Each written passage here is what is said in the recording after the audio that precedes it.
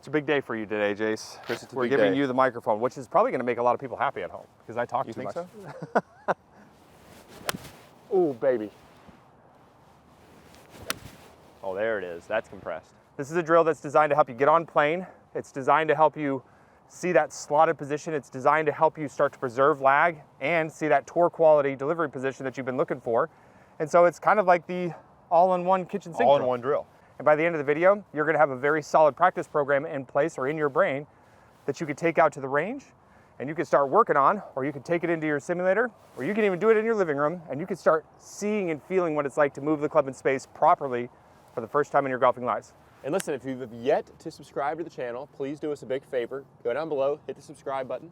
If you have any questions or concerns, or maybe a suggestion for a future video, go ahead and post it up in the comments, and we'll be glad to answer and help you out. All right, let's go ahead and get into this new drill. I absolutely just scorched that last one. Woo, I love it. I love to compress it. All right, let's get to work, Jace. So first order of business and step number one here today is we're gonna get you from a static address position all the way up to the top of your backswing, and then we're gonna get you into a good transitional move. Now, there is a position that as golf instructors that we see with all of the best men and women in the world that allows us to know that that person is moving within good sequence. And a lot of you at home will not see this exact position, but this is what you're gonna be working on first, because as I said in the opener, you need a roadmap to know where you're going before you kind of get there. Jace, why don't we go ahead and load up to the top of the swing and stop after transition, and let's talk a little bit about what we see. So go ahead and shift left, okay? Now, when we shift left to change the direction of the golf swing, what we see is a bulk of our pressure now moved underneath our lead foot. Somewhere between 80 to 90% of the weight. Where it lands in the foot can be a little bit different from one player to the next. What we like to see here at My Golf DNA is we like the weight to land as close to the ankle joint as you possibly can. The hips and knees are going to come back to what we call almost a fully square position, where they were at address. And then most importantly for today's drill, what we're going to see is that the shoulders are still going to be quite a bit closed, and the lead arm is going to be parallel to the ground. But when you look at this from a down the line perspective, the big key is understanding the threshold for where your hands need to be in relationship to your chest. What we look for is we want these knuckles on the left hand to be right in line with your sternum, and we want the club shaft going through the right shoulder here. Now, this is a position that does offer some flexibility to it. If they're a little bit out in front or they're a little bit back and behind it, not a big deal.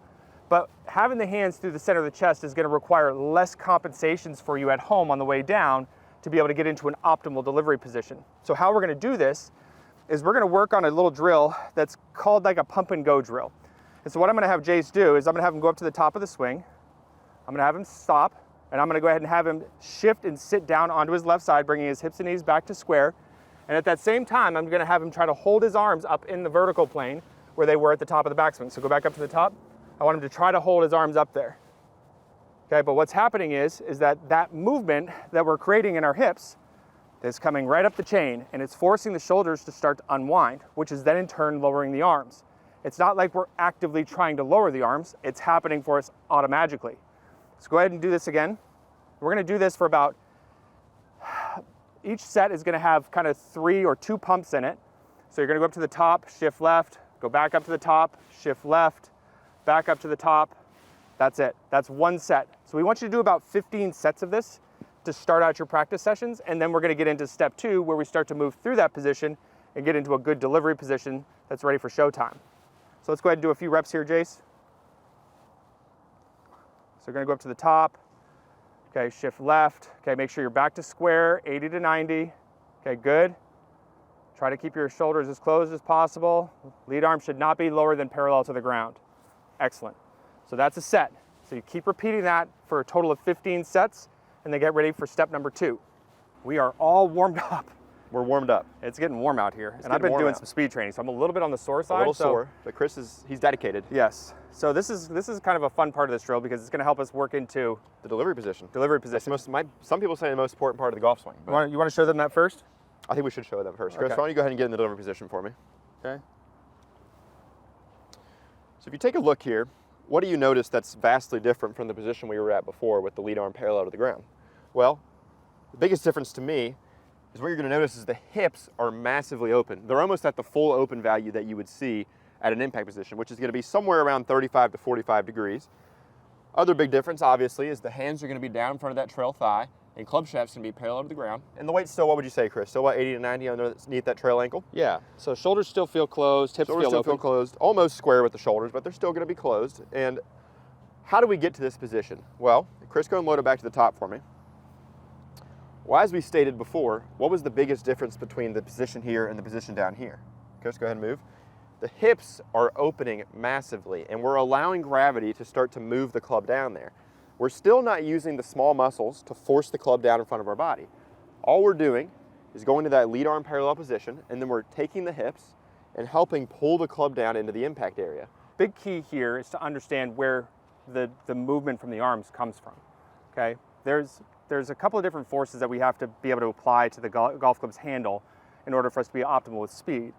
And so when it comes down to it, gravity is one of those really nice things because it's free, right? So gravity is pulling everything down to the ground. And that's just an indicator that you're not tense through your shoulders and your arms, right? Those are small muscles. But the other factor is making sure that you can continue to rotate your hips. Now, what rotates the hips is actually your core. So what the feel here that you should be trying to go after is you should be trying to keep everything right where it is and doing it in a very relaxed sort of way. When I'm in this 9 o'clock position, and I'm trying to hold the arms and shoulders up there, I'm not doing it with brute force strength. And the same thing applies for when I start to rotate my hips open by using my core, is I'm trying to keep the arms where they are, but I'm not trying to fight with them. They're just falling into this position. That sequence of movements is now allowing you to move into that really good quality delivery position. But one of the key factors here for this drill is to know that, hey, when you're in this landing spot for us, is to feel the entire system. What did you do to get here?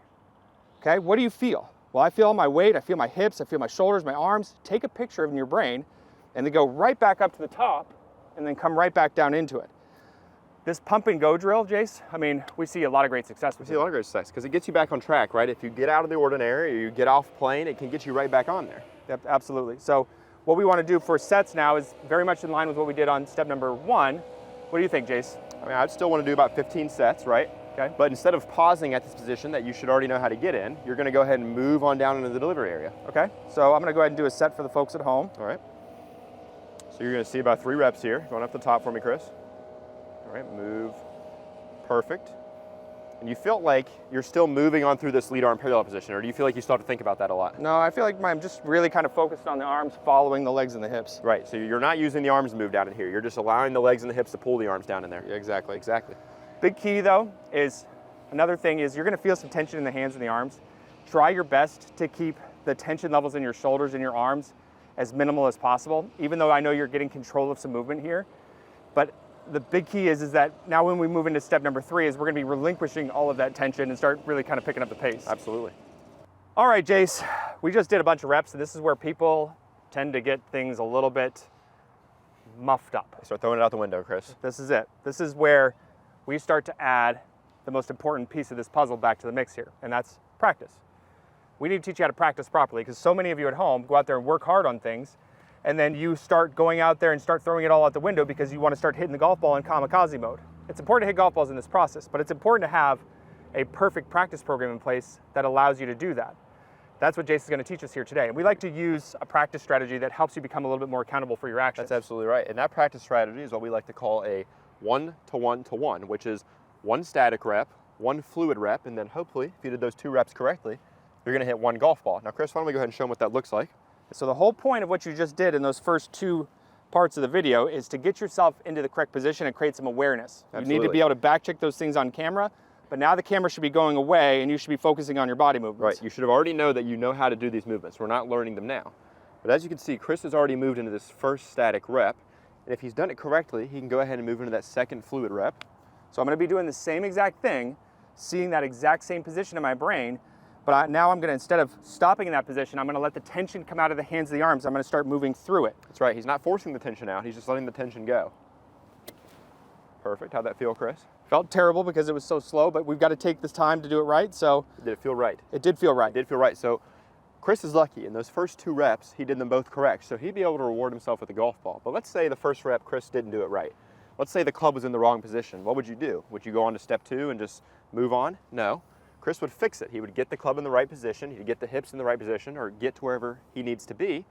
And then from there, he would start back over where the ball is and go ahead and do that rep completely correctly. And if he does it correct, then he goes into rep 2 and moves into fluidity. And then finally, we can reward ourselves with hitting a golf ball. So I'm gonna go ahead and try to do it with a golf ball present. I just want you to watch the speed at which I'm working at.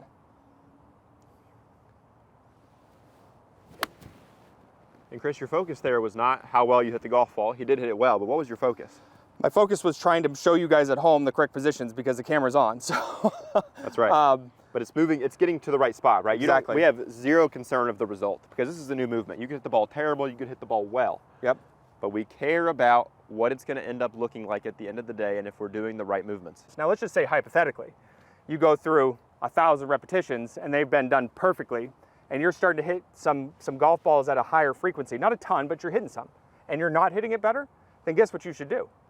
You should come over to the website, or if you're already on the website, is you should send us some videos of you doing the drills and talk to us so we can look at it, because it could be just one little small piece that Jace or myself can identify that's gonna get you back on track. That's a pretty good thing for you, right? And I'm even doing a special deal, Chris, where since I'm just now starting teaching and I'm now on the website, if you're seeing this and you made it this far in the video, I will give you one free swing review. You click on the link below, you make an account, or if you already have one, it'll add a lesson to your account and I'll help you out.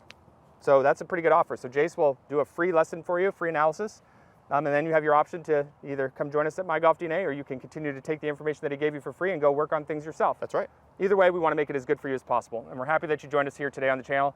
Hopefully you guys did us a big favor and hit that thumbs up button. Make sure you're subscribed to the channel. That way you put out or turn on your bell notifications. That way when we put out new content, you have the ability to be able to get notified so that you can come back and join us. That's right. We like helping you guys play the game of golf. If you have any questions or comments, please feel free to post that up below.